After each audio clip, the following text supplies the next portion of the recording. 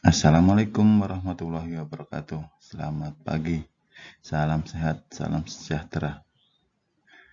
Pada pertemuan kali ini kita akan mempelajari sistem pernapasan manusia yang bagian pertama. Sistem pernapasan manusia yang bagian pertama yang akan kita pelajari yaitu struktur dan fungsi sistem pernapasan pada manusia. Dibagi menjadi 4. Yang pertama, organ pernapasan manusia, mekanisme pernapasan manusia, frekuensi pernapasan, dan volume pernapasan.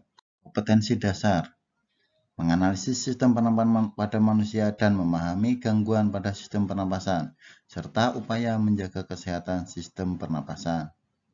Menyajikan karya tentang upaya menjaga kesehatan sistem pernapasan. Untuk tujuan pembelajaran, memahami organ dan mekanisme pernapasan, menjelaskan organ dan mekanisme pernapasan, memahami frekuensi dan volume pernapasan, serta menjelaskan frekuensi dan volume pernapasan. Oke, kita akan masuk pada materi struktur dan fungsi sistem pernapasan pada manusia. Secara struktural, sistem pernapasan tersusun atas, sistem pernapasan atas, dan sistem pernapasan bagian bawah. Secara fungsional, sistem pernapasan tersusun atas, zona penghubung, dan zona respirasi. Apa aja bagiannya? Sistem pernapasan tersusun atas: 1. Hidung, 2. Faring atau tekak, 3. Laring, 4. Trakea, 5. Bronkus, 6. Bronkiolus, 7. Paru-paru, serta 8. Alveolus. Berikutnya kita akan jelaskan satu persatu. Pertama, hidung. Hidung terdiri dari 3 bagian, yaitu rambut hidung yang berfungsi untuk menyaring partikel debu atau kotoran.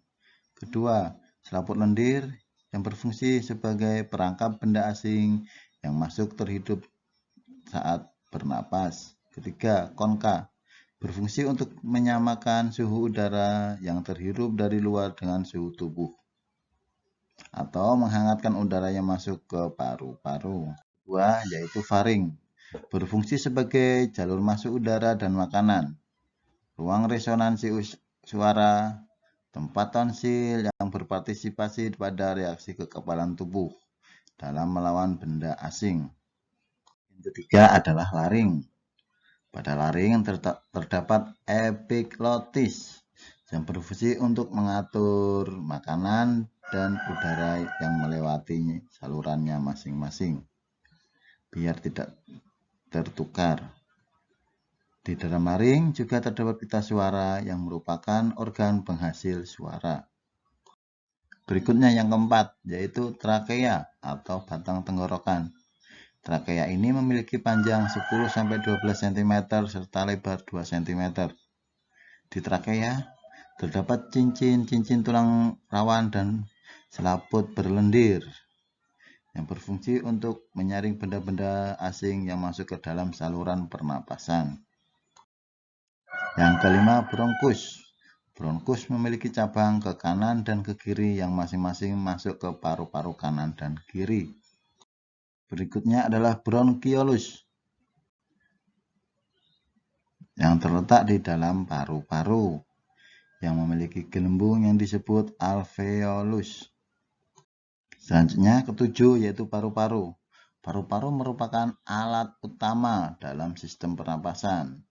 Paru-paru dibagi menjadi 2, yaitu paru-paru kanan atau pulmodexter dan paru-paru kiri pulmosinister.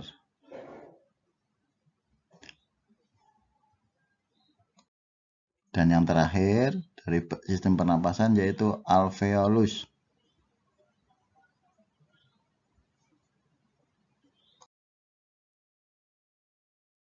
Berikutnya kita masuk ke mekanisme pernapasan. Secara normal, pernapasan merupakan kerjasama antara tulang dada dan otot dada, diafragma, serta otot perut. Dalam sistem pernapasan, terdiri dari dua fase, yaitu inspirasi, yaitu proses masuknya udara ke paru-paru, dan Selanjutnya, kita masuk ke mekanisme pernapasan. Secara normal, pernapasan merupakan kerjasama antara tulang dada dan otot dada, diafragma, serta otot perut. Bernapas terdiri dari dua fase, yaitu inspirasi, proses masuknya udara sampai ke paru-paru, dan ekspirasi, yaitu proses keluarnya udara dari paru-paru. Silahkan melihat gambar biar lebih jelas. Mekanisme pernapasan ada dua juga, yaitu pernapasan dada, yaitu membesar dan mengecilnya dada saat bernapas, serta pernapasan perut, yaitu membesar dan mengecilnya perut saat bernapas.